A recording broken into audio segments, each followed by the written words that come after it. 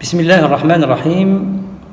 إخواني المتابعين، أخواتي المتابعات، السلام عليكم ورحمة الله وبركاته.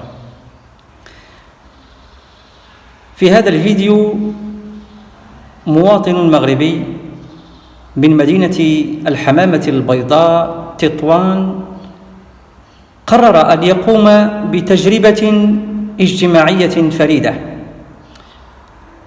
يهدف هذا المواطن المغربي من خلال هذه التجربة إلى تكذيب ما يروج في المواقع عن الشعبين الشقيقين المغربي والجزائري، ويفضح من خلالها كل الذين يشعلون الفتن من وراء لوحة المفاتيح بين إخوانهم المغاربة والجزائريين.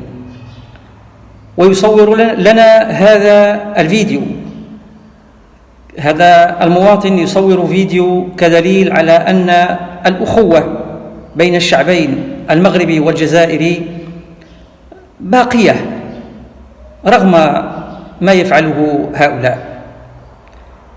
وقد ذهب هذا المواطن إلى الجزائر، زار الجزائر وصلى صلاة الجمعة في أحد مساجدها، وتكلم مع الجزائريين معرفا بنفسه أنه مغربي جاء وأتى لصلة الرحم مع إخوانه، فهل من معانق وهل من مصافح؟ إذن تابعوا معي إخواني ما فعله هذا المواطن. السلام عليكم ورحمة الله. قلت المغربي عندكم. السلام عليكم. قلت المغربي عندكم. السلام عليكم.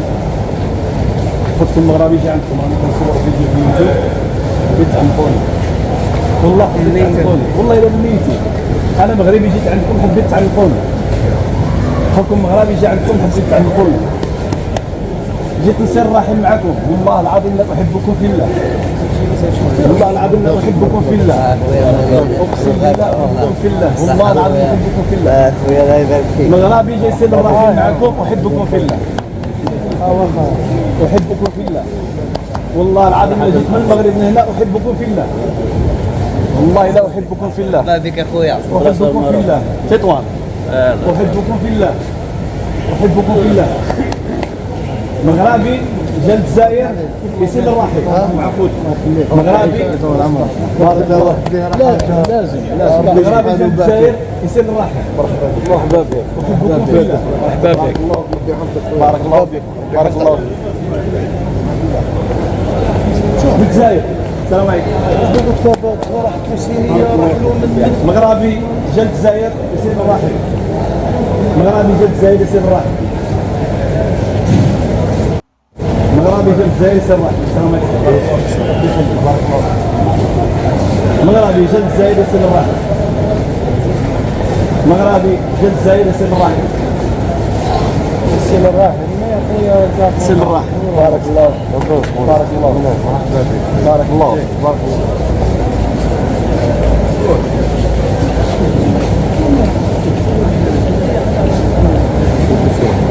يقول لي عنك اللي جيت من المغرب احبكم في الله. السلام عليكم. السلام عليكم.